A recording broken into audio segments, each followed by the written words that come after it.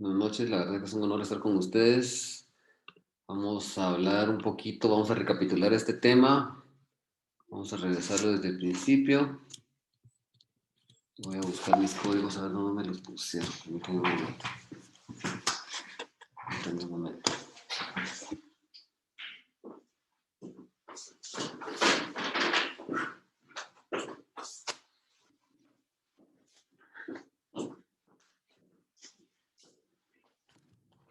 Bueno,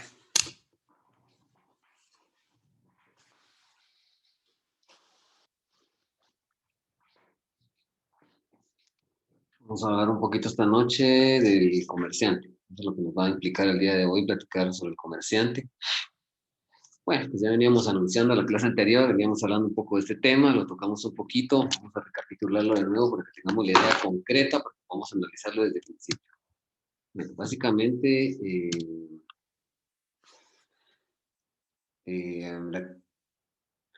pues habíamos dicho nosotros que la actividad comercial pues está regulada constitucionalmente como un derecho fundamental.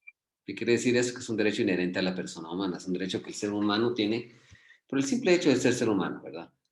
Como el derecho de voto, como el derecho a libre locomoción, como el derecho a libre expresión, derecho de defensa, etcétera. Todos esos derechos que son derechos fundamentales, derecho de asociación, de reunión y manifestación pública, que son derechos que tiene el hombre por el simple hecho de ser humano, de ser humano.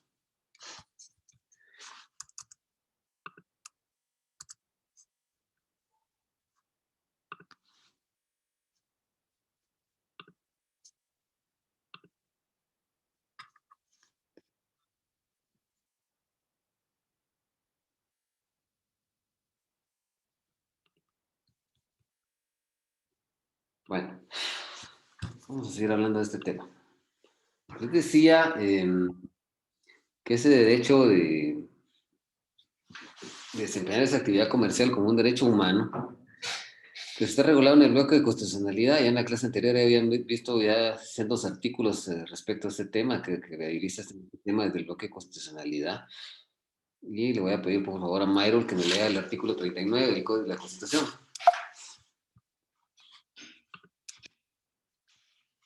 Ahorita.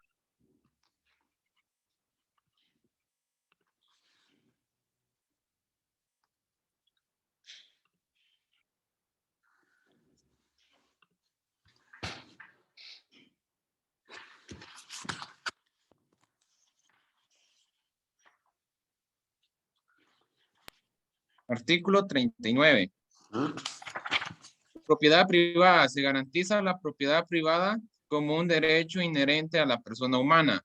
Toda persona puede disponer libremente de sus bienes de acuerdo con la ley. El Estado garantiza el ejercicio de este derecho y deberá crear las condiciones que faciliten al propietario el uso y disfrute de sus bienes, de manera que alcance el progreso individual y el desarrollo nacional en beneficio de todos los guatemaltecos.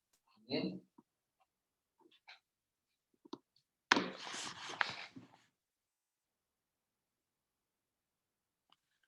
Vamos a leer una jurisprudencia que hay, que es la sentencia 9786 de la Corte de Constitucionalidad. Dice: este derecho se garantiza en el artículo 39 de la Constitución Política de la República de Guatemala como inherente a la persona humana. Sin embargo, no es propio de la vida en sociedad. Sin embargo, no es propio de la vida de la sociedad. Eh, perdón, sin embargo, no es propio de la vida en sociedad el ejercicio absoluto de este derecho. Tal afirmación encuentra también asidero en el principio eh, que la misma Constitución acoge en el artículo 44 de que el interés social prevalece sobre el particular y en armonía con el principio de dominio eminente del Estado sobre el territorio, según el cual éste puede ejercer su actividad como un ente soberano para el logro de sus fines, con la amplitud que le permite la ley fundamental del país. Tales principios conforman el contenido del artículo 40 constitucional, que faculta al Estado a expropiar la propiedad privada por razones de utilidad colectiva en beneficio social e interés. Esta mezcla un poquito lo que es la propiedad con el derecho de expropiación. El artículo 41, ¿verdad? Dice: protección del derecho de propiedad. Por causa de actividad o delito político no puede limitarse el derecho de propiedad de forma alguna. Se prohíbe la confiscación de bienes y la imposición de multas confiscatorias. Y las multas en ningún caso pueden exceder del valor impuesto al omitido. Y el artículo 43, que habla de la libertad de industria y comercio, se reconoce el derecho de autor y el derecho, perdón, se reconoce la libertad de industria, de comercio y de trabajo, salvo las limitaciones que por motivos sociales o de interés nacional impongan las leyes.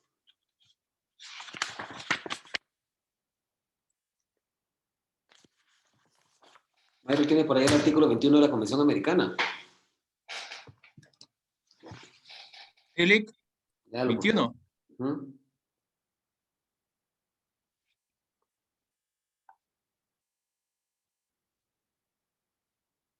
21. Derecho a la propiedad privada. Muchas gracias, señor Marcelo. Toda persona tiene derecho al uso y goce de sus bienes. La ley puede subordinar tal uso y goce al interés social. 2. Ninguna persona puede ser privada de sus bienes, excepto mediante el pago de indemnización justa por razones de utilidad pública o de interés social, y en los casos y según las formas establecidas por la ley. 3. Tanto la usura como cualquier otra forma de explotación del hombre por el hombre deben ser prohibidas por la ley. Muchas gracias.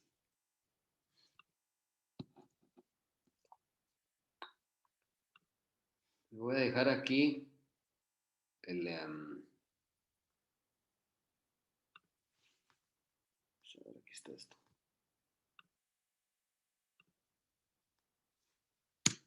Voy a dejar el enlace de la asistencia, por favor. Por favor, y se anotan ahí.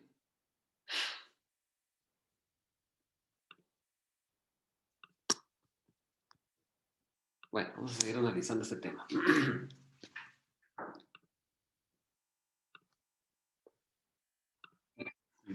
Analicemos un poquito esto.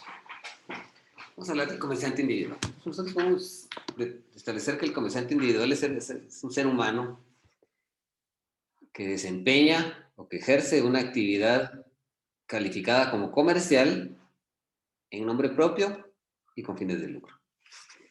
Los presupuestos de esta definición que veníamos analizando es que esta persona debe ejercer el comercio en nombre propio.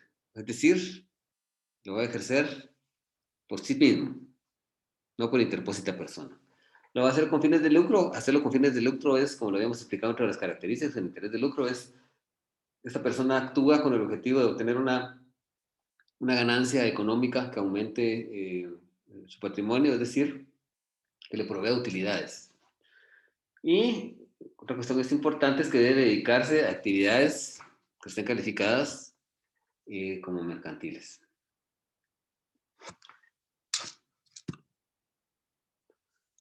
Si nosotros analizamos el artículo 2 del Código de Comercio... Artículo 2, de comerciantes. Permítanme, solo me voy a ubicar ahí porque no estoy todavía.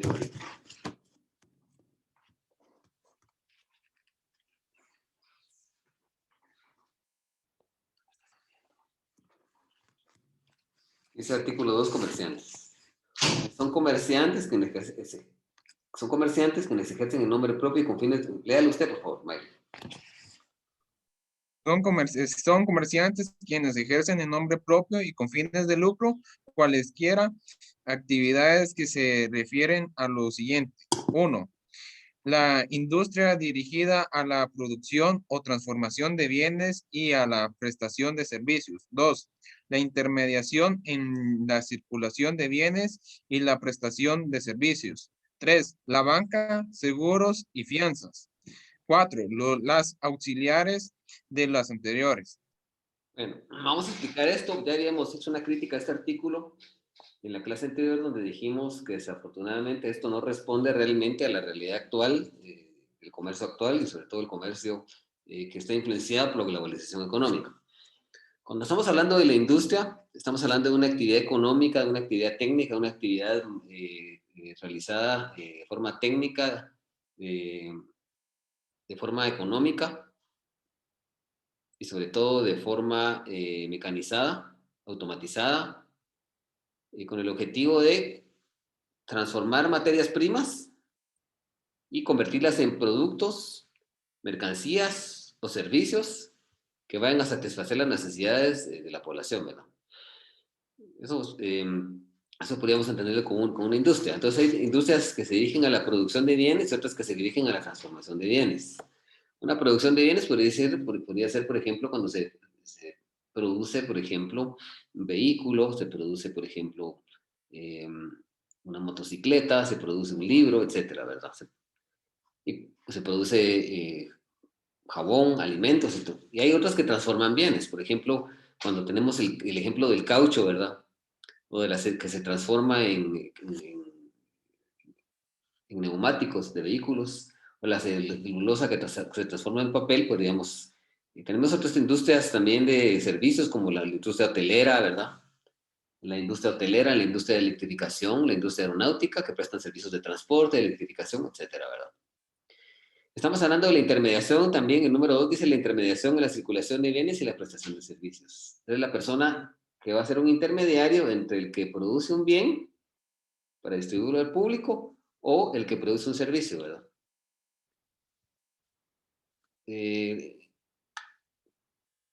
También tenemos nosotros la banca, los seguros y fianzas. La banca nosotros tenemos que entenderla fundamentalmente como una actividad que se desarrolla a través de lo que se llama un banco y grupo financiero, y que es un holding financiero en donde existe una sociedad controladora, que es el banco, y las otras son sociedades controladas, cuyo objetivo es tiene como objeto social satisfacer al público y beneficiarlo en operaciones de intermediación financiera. Voy a dejar entrar a un par de personas que están pidiendo acceso.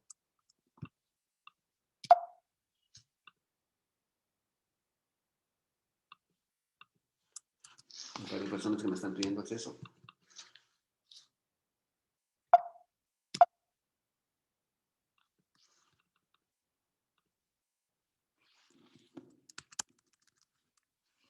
Un momento.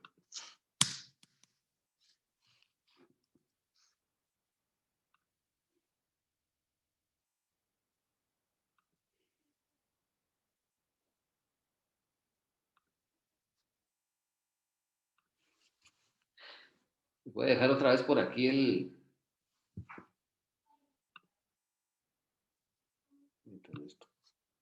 asistencia, por favor, para que se...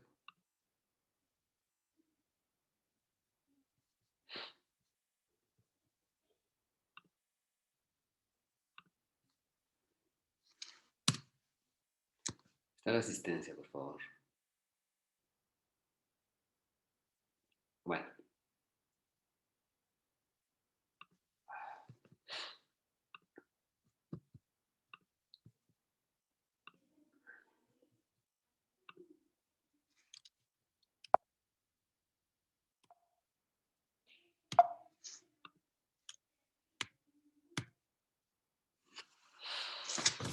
Bueno, pues les estaba explicando este artículo. Ya vimos lo de intermediación, ya vimos la banca. La banca, pues es una organización empresarial realmente muy interesante. Esa organización empresarial se funda a través de una sociedad anónima, que es el banco, que está en el centro del grupo financiero, que es un holding financiero. ¿Por qué? Porque los bancos tienen participación accionaria en las demás sociedades. ¿Y qué tipo de sociedades hay alrededor del banco? Pues tenemos empresas operadoras de tarjetas de crédito, tenemos aseguradoras, tenemos afianzadoras, tenemos financieras, casa de bolsa, casa de cambio, y el banco que realiza la operación más ordinaria y que realizan los bancos desde años, que es una intermediación financiera. Es decir, el banco capta dinero del público a través de operaciones pasivas, y eso lo hace a través de depósitos de plazo fijo, lo hace a través de cuentas de ahorro, a través de depósitos de cuentas bancarias de cheques, a través de también bonos bancarios, pagarés. Capta ese dinero del público, y lo que hace con ese dinero es que da financiamiento, es decir, otorga créditos a los particulares, créditos para construcción de casas, para compra de vehículos, para montar empresas, para etcétera, etcétera, etcétera. Así es como trabajan, como trabajan los bancos, y es parte también de esto. Cuando habla de las auxiliares de las anteriores, se está refiriendo a todas las empresas que forman parte del grupo financiero. Pero realmente yo creo que lejos de eso, nosotros no podemos encasillar realmente la actividad bancaria, perdón, la actividad comercial, eh, básicamente en ese tipo de actividades.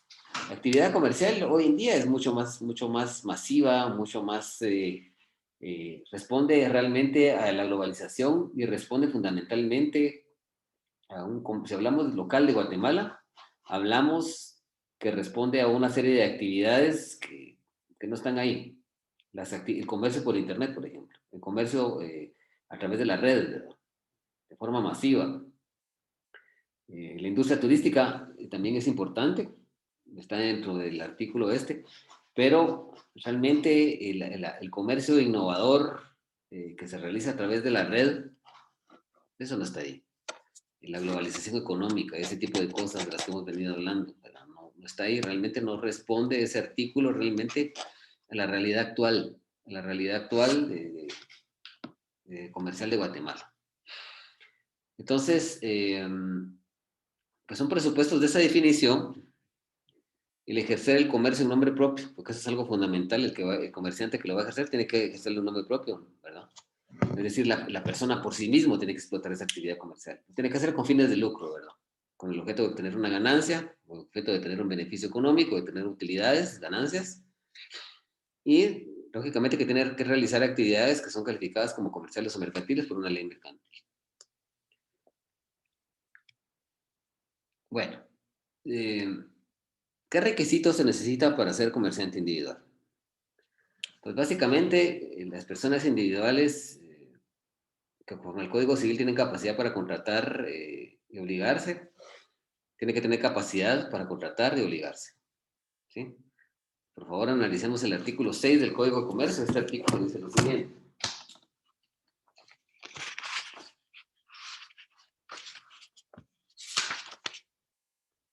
Dice capacidad. Tienen capacidad para ser comerciantes las personas individuales y jurídicas que conforme al Código Civil son hábiles para contratar y obligarse. Y si nosotros analizamos el artículo número 1254 del Código Civil, o sea, tienen que tener capacidad para contratar y obligarse. Entonces, tenemos que aplicar supletoriamente en estos momentos el artículo 1 del Código de Comercio. Es importante que este artículo dice, los comerciantes en su actividad profesional o negocios jurídicos mercantiles y las cosas mercantiles se rigen por las disposiciones de este código y en defecto por las del derecho civil que se aplicarán e interpretarán de conformidad con los principios que expide el derecho mercantil. Este artículo es claro en establecer que para ser comerciante, las personas individuales jurídicas conforme al Código Civil son hábiles para contratar y obligarse. Entonces, como no hay ninguna disposición aquí que nos diga cuál es la capacidad de las personas, viajamos al número 1 y luego viajamos al artículo 1254.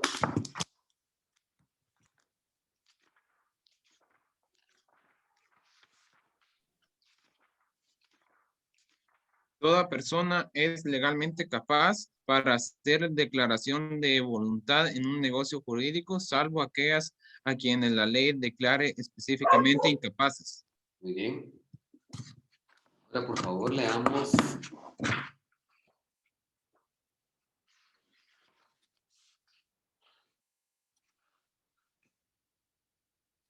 el artículo 8 del Código de Comercio, el Código Civil.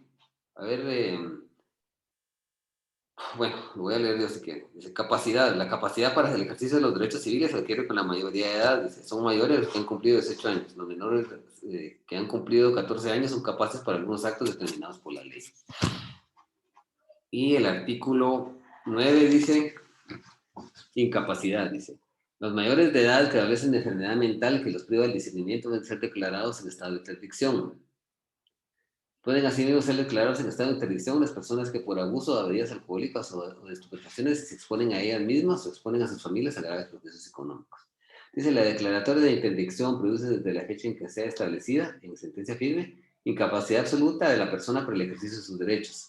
Pero los actos anteriores a la tal declaratoria pueden ser atenuados. Es probable que la incapacidad existía notoriamente en la época en que se verificaron.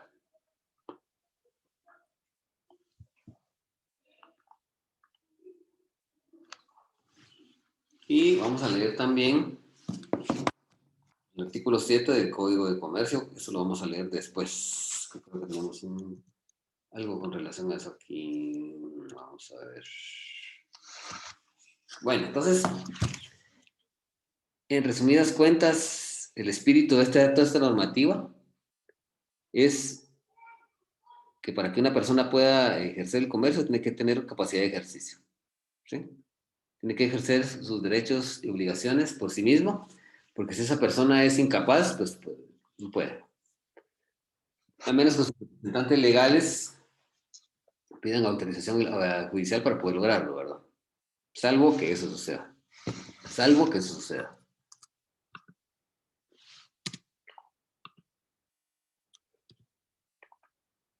Hay un artículo, el artículo 7, yo creo que más adelante está este caso aquí en estas mismas diapositivas, pero creo que lo podríamos tocar de una vez. ¿Qué sucede si una persona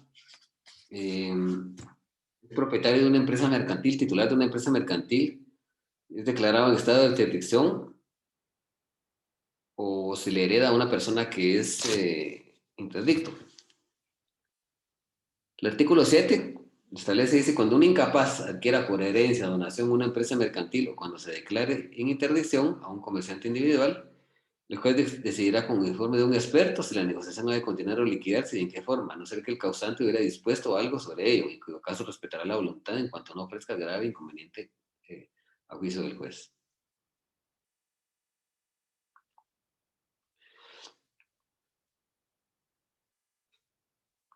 Entonces, ¿qué sucede si un comerciante que tiene una empresa mercantil, porque ese es el elemento material que sirve para poder ejercer el comercio? El comerciante, este es el ser que tiene capacidad para ejercer derechos y obligaciones, esa persona que puede actuar en el mundo económico exterior ejerciendo actos de comercio. Pero esa persona para ejercer sus actos de comercio va a necesitar de una empresa mercantil. Una empresa mercantil, si nosotros analizamos un poquito, es un conjunto coordinado de trabajo, elementos materiales y inmateriales que el comerciante va a utilizar para prestar su actividad comercial. Es el objeto que utiliza el comerciante para realizar su actividad comercial, básicamente. Si nosotros analizamos el artículo 655, dice, se entiende por empresa mercantil el conjunto de trabajo, de elementos materiales y de valores incorpóreos coordinados para ofrecer al público con propósito de lucro y de manera sistemática bienes y servicios. Dice, la empresa mercantil se ha reputado como un bien mueble. Entonces, si nosotros hablamos, por ejemplo, de una farmacia, ¿cuál es la empresa mercantil de la farmacia? Pues son todos los establecimientos que tiene, los empleados que trabajan en ese establecimiento, todas las medicinas que ellos fabrican o las medicinas que ellos adquieren para poder expender al público, el dinero que se obtiene como venta de la ganancia, los impuestos que tiene que pagar, la contabilidad, los contratos que tiene con proveedores, el establecimiento comercial, el sistema de computarizado que tiene con que opera toda la tienda, las cámaras, todo eso. Sí, los empleados, el gerente, la contabilidad, todo eso es la empresa mercantil. Entonces, si una empresa mercantil, de la que estamos utilizando, que sabemos que es el instrumento que tiene un comerciante, no solo individual, sino social, también las sociedades mercantiles tienen empresa mercantil, que es ese elemento que ellos tienen para poder prestar sus actividades al público, para poder dirigirse al público comercialmente, para poder entablar una relación comercial, si es adquirida por una persona que está en estado de interdicción, o por herencia, por donación, o porque esa persona, el comerciante titular que tenga ese bien, que tenga esa empresa mercantil, cae en estado de interdicción, entonces hay que nombrar eso, hay que someter eso al conocimiento de un juez que va a decidir conforme al dictamen de un experto de naturaleza comercial si esa empresa mercantil va a continuar o va a extinguirse, ¿verdad? Y se va a liquidar y qué forma se va a liquidar. Y en cuyo caso también creo que es importante que si eso fue instituido por testamento, porque por testamento también podrían haberse heredado una empresa mercantil al hijo de una persona que sea interdicto o que haya tenido en ese ínterin de que va a aceptar la herencia, tuvo un accidente, fue declarado en estado de interdicción, se privó del discernimiento. Entonces, en ese caso en particular, el experto va a decidir dónde se va a ventilar ese juicio, de qué juicio, de qué naturaleza es un juicio sumario. Allá cuando estábamos en Derecho Procesal Civil en el semestre pasado, en el Derecho Civil, el proceso de conocimiento tipo, pues es el juicio ordinario. Pero en esta materia, en materia del Código de Comercio, en materia mercantil, en materia comercial, en conformidad con el artículo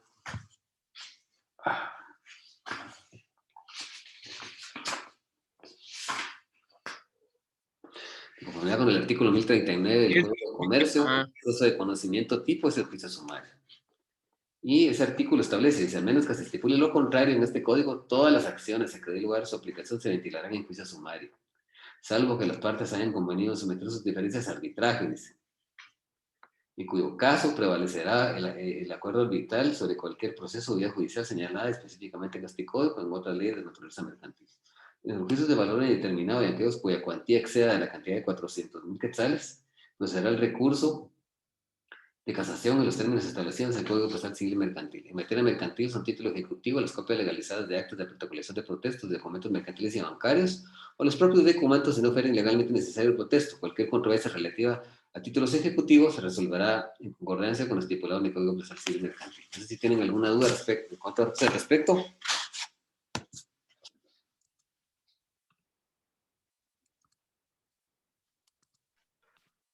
¿Qué artículo estabas leyendo? El artículo 1039 del Código de Comercio. Muchas gracias. ¿Y que como qué otros juicios sumarios son los que se llevan de mercantil?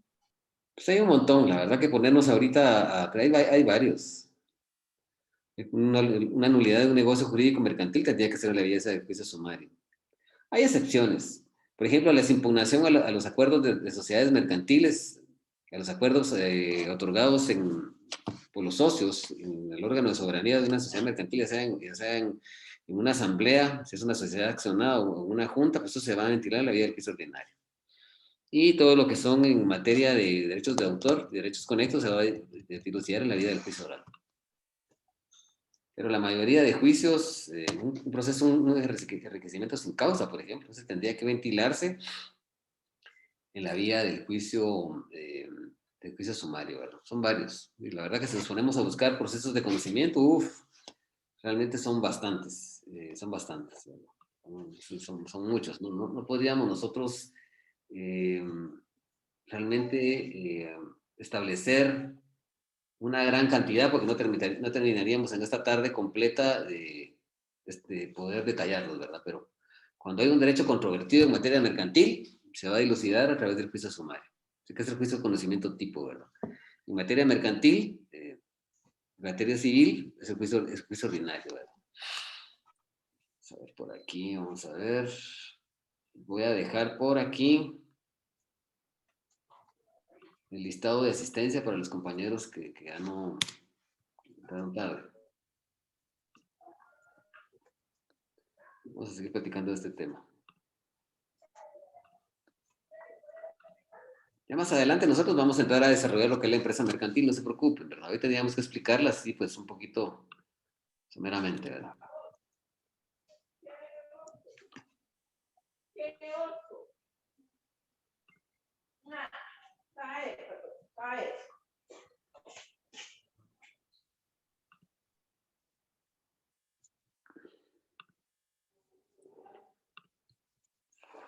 Bueno, vamos a platicar un poquito ahora, vamos a seguir hablando de este tema. Analizamos esto, ya vimos esto. Ahora vamos a hablar, ¿qué requisitos se requiere para poder ser un comerciante individual que deba registrarse en el registro mercantil? Pues realmente, el comerciante debe tener un capital de 2,000 quetzales o más. Y si tiene ese capital por mandato, tiene que inscribirse en el registro mercantil. Mediante un formulario físico o otro obtenido mediante la vía internet, y entonces con eso ya se inscribe, ¿verdad? Si nosotros analizamos por favor el artículo 334,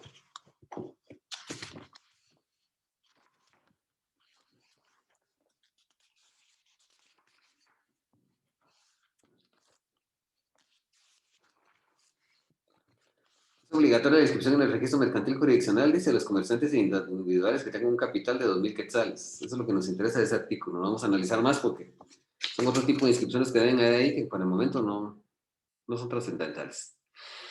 Dice, la inscripción de comerciante individual será mediante formulario físico o solicitud electrónica que únicamente comprenderá, dice, nombres y apellidos completos, edad, estado civil, nacionalidad, domicilio, código de identificación o número de pasaporte y dirección. Actividad que se dedique.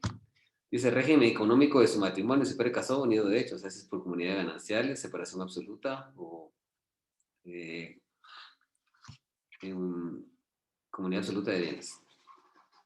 Dice nombre de su empresa y sus establecimientos y sus direcciones. Fecha en que haya principado la actividad mercantil, fecha de la solicitud. Entonces, la verdad que son los requisitos que se establece cuando un comerciante, bueno, ¿quién hoy en día no va a tener un capital de 2,000 quetzales? Yo creo que un comerciante hoy en día no va a manejar 2,000 quetzales en un día, ni los que están en el mercado manejan eso. ¿Verdad? Bueno, tal vez sí, algunos sí, porque tienen unas ventas un poquito superfluas, ¿verdad? Pero un comerciante así sólido, que se dedica al comercio, no va a tener una ganancia. O sea, ¿y dónde podríamos encasillar nosotros el comercio informal, ¿verdad? Entonces esas personas que están allá, que están en el mercado vendiendo, que están vendiendo ropa, que venden un montón de cosas ahí, ¿dónde están ellos?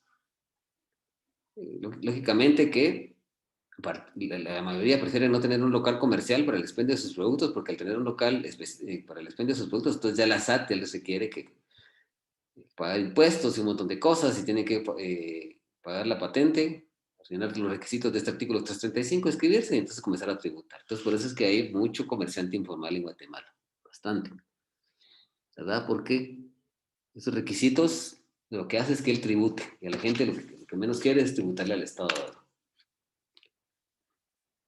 No sé si tienen alguna duda con respecto a este tema específico del que estamos hablando en estos momentos, o creen ustedes que estamos bien y seguimos avanzando.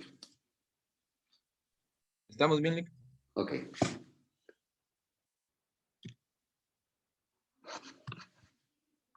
Bueno.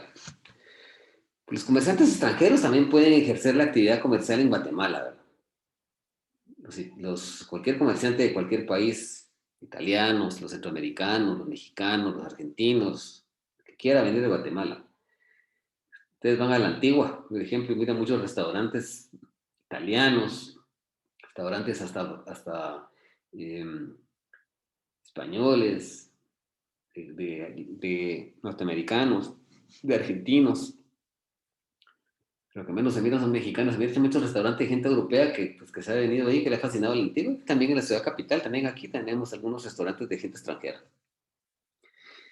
Entonces, los extranjeros van a ejercer el comercio sin limitación alguna y van a tener que llenar los requisitos descritos con anterioridad, los que acabamos de mencionar. Nada más, no necesitan ningún otro requisito especial, ¿verdad?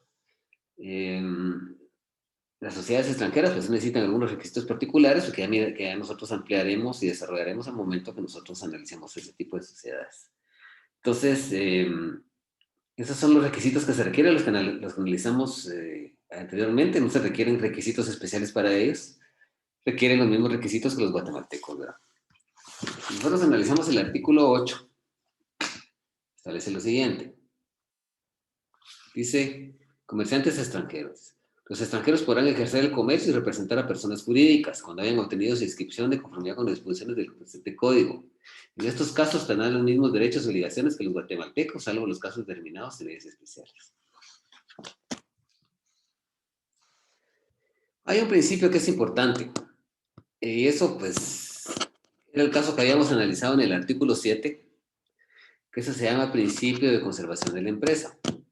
Y era lo que les habíamos explicado, que si el propietario de una empresa mercantil pues es declarado en estado de interdicción porque tiene una enfermedad congénita, que tiene una enfermedad que ha adquirido, que ha tenido por alguna razón algún accidente o algo, y entonces le da un derrame o algo, y se priva del discernimiento, es declarado en estado de interdicción. Bueno, en caso la empresa mercantil es adquirida por donación o por herencia por un incapaz, ¿qué va a suceder ahí? Entonces, como le diríamos anteriormente, el juez tiene que decidir con respecto al dictamen de un experto, y esto se tendría que ventilar en la ley del juicio sumario. ¿Verdad? El juez va a decidir conforme al dictamen de un experto si esa empresa mercantil va a continuar o debe liquidarse. Y en todo caso, también se respetará la voluntad de la causante, que pudo haber establecido en un testamento o haber heredado por testamento, por disposición testamentaria, esa empresa mercantil a otro sujeto.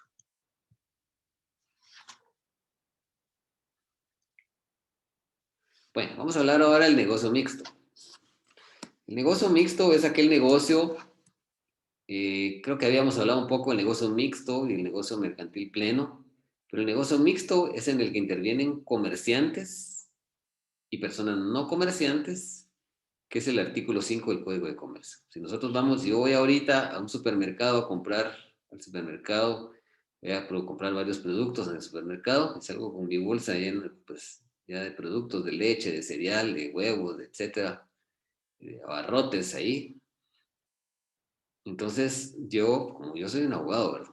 Voy a entrar ahí a comprar. Yo no soy comerciante, pero el establecimiento comercial que está organizado como un comerciante individual o una sociedad anónima o sociedad mercantil, pues sí lo es. Entonces, ese es un ejemplo clásico del negocio mixto. Si nosotros indagamos en el artículo 5 del Código de Comercio. dice, cuando en un negocio jurídico regido por este código intervengan comerciantes y no comerciantes, dice, se aplicarán las disposiciones del mismo. ¿No? Ese es el fundamento legal. Muchas gracias, Mayra. A ver, vamos a ver qué otra cosa hay por aquí. El negocio mercantil pleno, que es en ese negocio donde intervienen solo personas comerciantes. Solo personas comerciantes. Bueno, vamos a hablar ahora de algunas profesiones u oficios excluidos del comercio. O sea, no se el artículo 9, le vamos a dar una leída y luego vamos a analizar cada uno de estos presupuestos, dice. No son comerciantes, dice. Los que ejercen una profesión liberal, dice el numeral primero, el numeral 1, perdón, porque no es numeral ordinal, perdón, dice el 2, los que desarrollan actividades agrícolas, pecuarias o similares en cuanto se refiere al cultivo y transformación de los productos de su propia empresa, dice. Los artesanos que solo trabajen por encargo o que no tengan almacén o tienda para el expendio de sus productos. Entonces, esto son actividades que ahorita vamos a ir analizando una a una.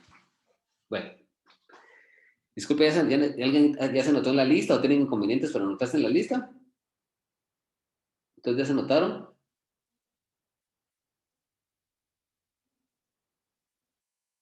Silic. Okay. Silic. Bien. Dice profesiones o oficios excluidos del comercio. Dice profesiones liberales.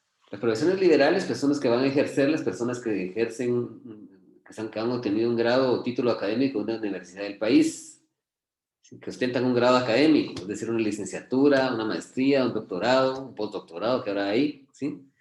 Ese profesional universitario lo que hace es cobrar por sus servicios, por esa actividad profesional, y ese cobro que él hace se llama honorarios. A los profesionales liberales, reitero, que son los profesionales que se han obtenido un grado académico, a título de licenciatura, a título de doctorado, de maestría, de postdoctorado, etcétera, etcétera, etcétera. A esas personas, el Código de Comercio específicamente los excluye, no son considerados comerciantes. Aunque un doctor ejerce una profesión muy lucrativa, un ingeniero civil también, ¿verdad? Ejercen una profesión muy lucrativa, por el simple hecho de que realizan el lucro, pues la ley no los considera comerciantes porque lo que ellos ganan son honorarios y lo que prestan a la población es un servicio de carácter profesional. ¿Sí? No sé si alguien tiene alguna opinión distinta en cuanto a esto. Yo tenía una duda respecto al libro que estaba leyendo, también menciona que dice, a este respecto debemos advertir que dentro del significado de profesionales liberales debe incluirse también las carreras previas al ingreso a la universidad, peritos contadores, peritos agrónomos, etcétera, cuando por medio de ellas se puede trabajar en forma autónoma, o sea, prestando un servicio sin ninguna dependencia laboral o administrativa. Entrarían ellos también, ¿verdad, Lick? Sí, la verdad sí. La verdad sí, muy buena observación. Bueno, analicemos el número 2. Dice, las actividades agrícolas, pecuarias o similares. Nosotros analizamos el código, dice, los que desarrollen actividades agrícolas. ¿Qué son aquellas personas que desarrollan actividades agrícolas? Aquellas personas que están cultivando en el campo, que cultivan, aquí en Jalapa cultivan tomate, cultivan elotín, cultivan chile, milpa, etcétera, café, también hay Mataquiscuintla. Actividades agrícolas, dice actividades pecuarias o similares. Actividades pecuarias es la actividad ganadera, la actividad lechera, de uso lechera, ¿verdad? El que tiene ganado de engorde, porcino, equino, gallinas, produce huevos, todo eso. Dice, los que desarrollan actividades agrícolas, pecuarias o similares en cuanto se refiere al cultivo y transformación de los productos de su propia empresa. ¿Qué quiere decir eso?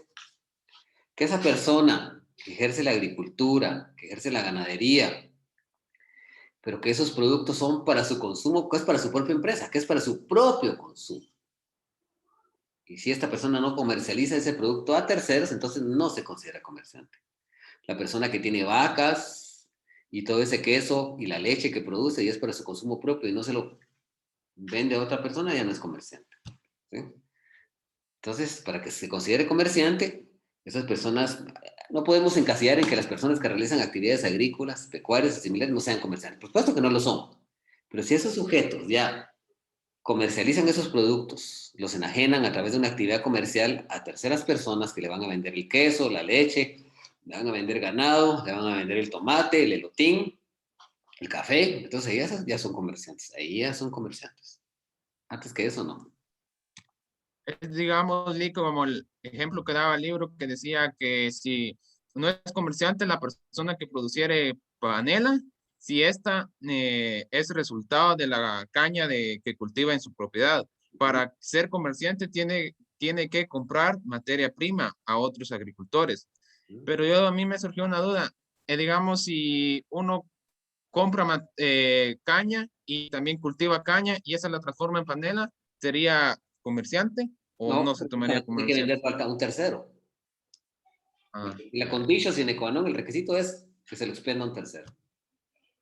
Porque si yo estoy comprándole, aunque yo le compre todos los insumos para producir la panela, ¿sí? A otro comerciante de carácter industrial, se los estoy comprando. Yo no estoy vendiéndole a nadie. En el momento que yo enajene ese producto, si es para mi consumo propio, yo no soy comerciante, pero si lo enajeno a terceros, ya sería un comerciante.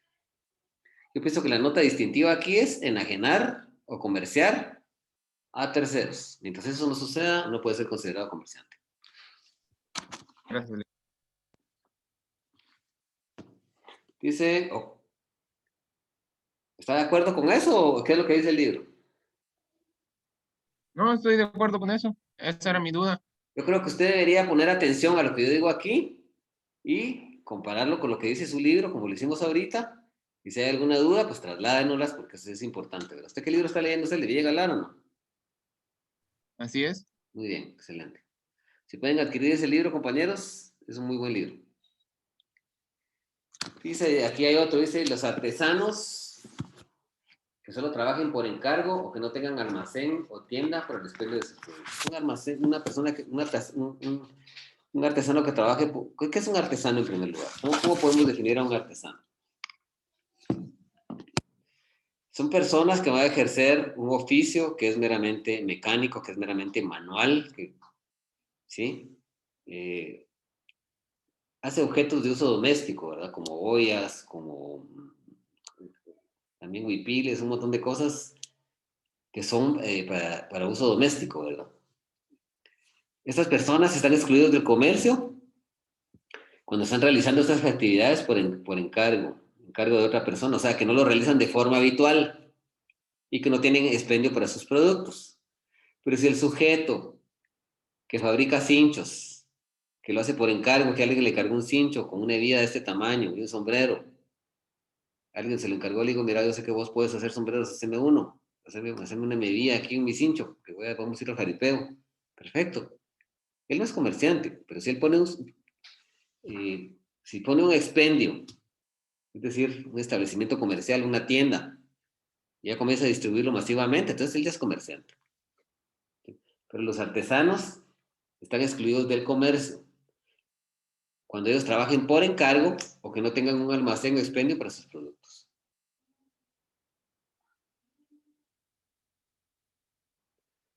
¿Tenemos alguna duda en cuanto a eso, Mayron? ¿No, Lee? Muy bien. ¿Alguien más?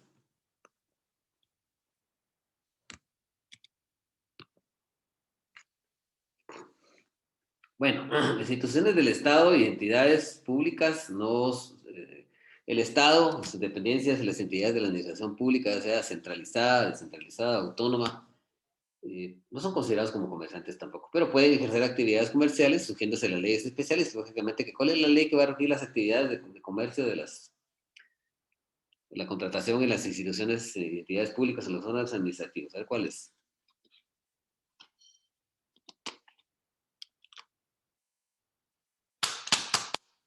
ley de La contratación. ley de contrataciones del Estado.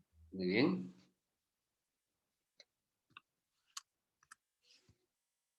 Miren, les voy a pedir que ya cuando sean las 7 ya mejor ni ingresen ustedes, porque realmente lo único que estamos haciendo es interrumpir la clase, hombre, de verdad, honestamente, yo creo que a estas horas ya resulta muy hostioso eso.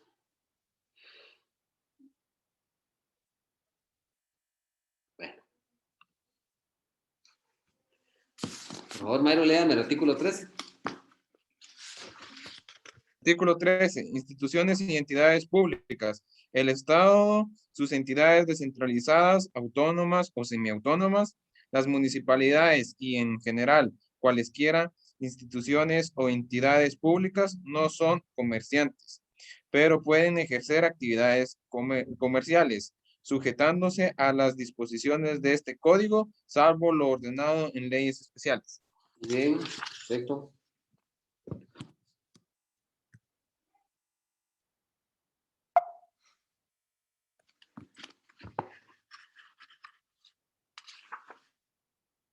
Vamos a analizar un poquito el artículo 11. Creo que ese ya lo habíamos visto, ¿verdad? ¿O no? Pues los cónyuges, No, marido y mujer, juntos pueden ejercer una actividad comercial. ¿Sí? Y tienen la calidad de comerciantes, a menos que uno sea auxiliar de las actividades mercantiles del otro. Ya más adelante vamos a establecer cuáles son los auxiliares de comercio, pero los auxiliares de comercio son aquellos sujetos que prestan una ayuda eficaz para que el comerciante realice su actividad mercantil. Por ejemplo, estamos hablando de una sociedad anónima, estamos hablando de un comerciante individual, por ejemplo, la persona que está en el Hotel Puente Viejo y es el gerente del hotel, que se le llama factor, que es la persona que tiene su dirección, la dirección de una empresa o establecimiento mercantil, es el factor, es un auxiliar de comercio, es un auxiliar de comercio.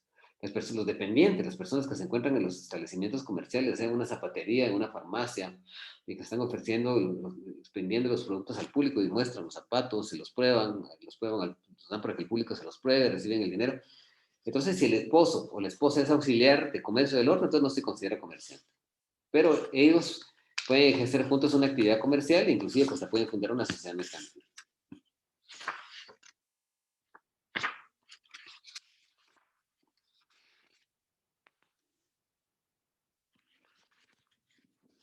Ellos pueden ejercer una actividad mercantil. No sé si tienen alguna duda en cuanto a este respecto.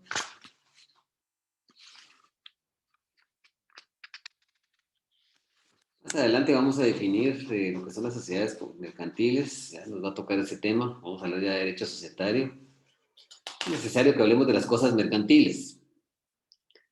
Son cosas mercantiles, dice el artículo 4, dice los títulos de crédito, la empresa mercantil y sus elementos, las patentes de dimensión, de modelo, las marcas, los nombres, los avisos, anuncios comerciales, se consideran como cosas mercantiles. Los títulos de crédito.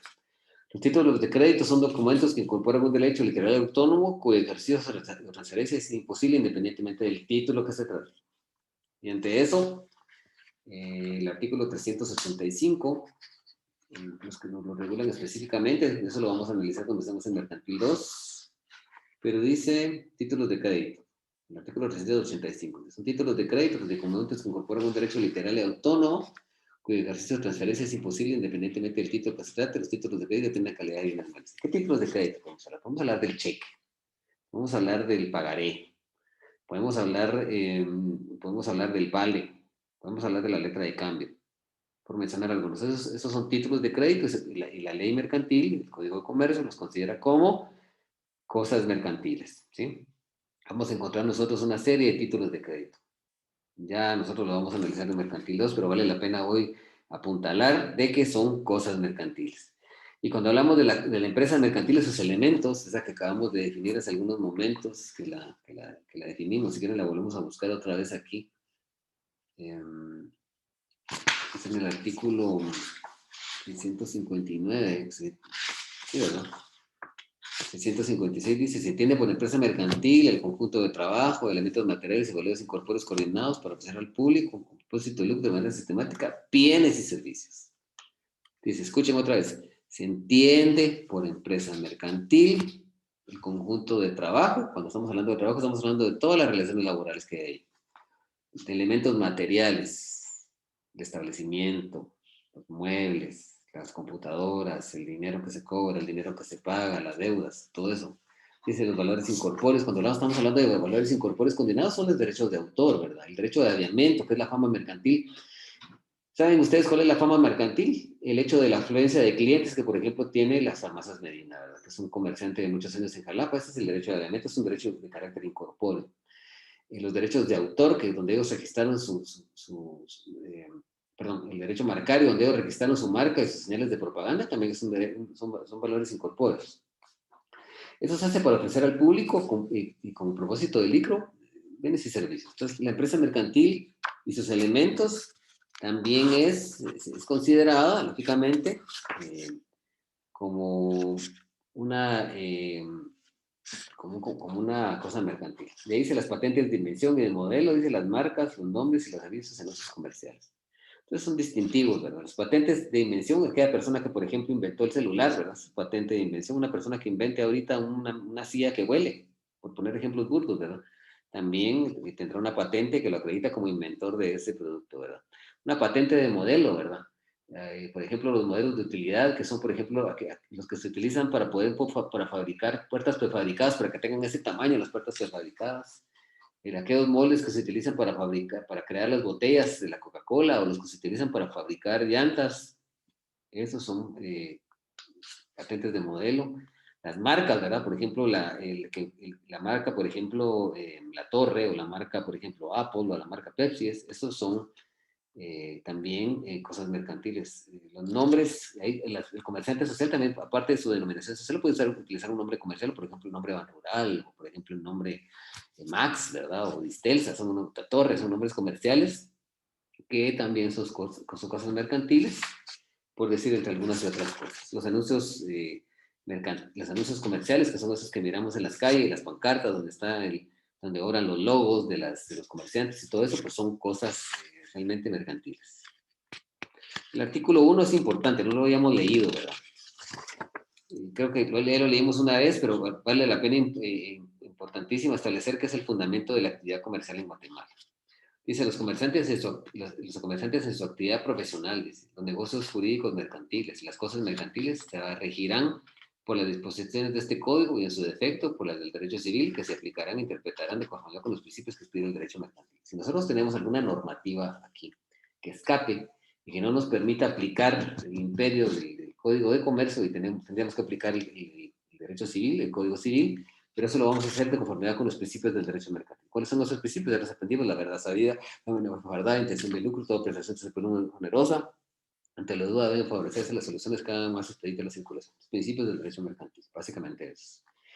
Y también es importante citar traer a colación el artículo 694 del Código de Comercio, que es utilizado para cuestiones en materia de obligaciones y contratos, donde regula las obligaciones y contratos mercantiles. En ese párrafo, en ese libro, el último libro, el libro tercero, dice: normas supletorias. Solo a falta de disposiciones en este libro se aplicarán a los negocios y obligaciones y contratos mercantiles de disposiciones del Código Civil. ¿Qué aprendemos hoy?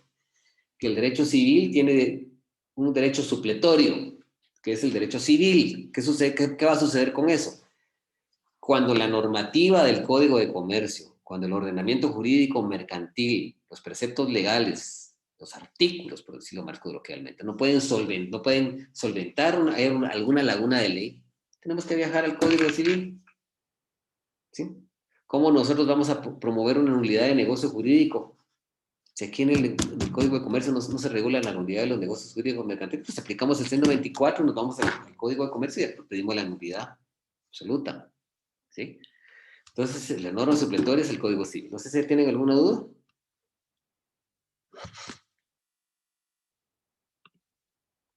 Voy a dejar aquí otra vez ¿cómo se llama esto? La asistencia. Exacto. Les agradezco por estar encendiendo su cámara a ustedes. La verdad es que yo sé que hay algunos compañeros, una compañera que le regañé en la clase pasada y me llamó para pedirme una disculpa, que dice que no se puede conectar porque tiene mala su cámara, ¿verdad? Entonces, pero por lo menos está aquí, ¿verdad? Eso es lo bueno.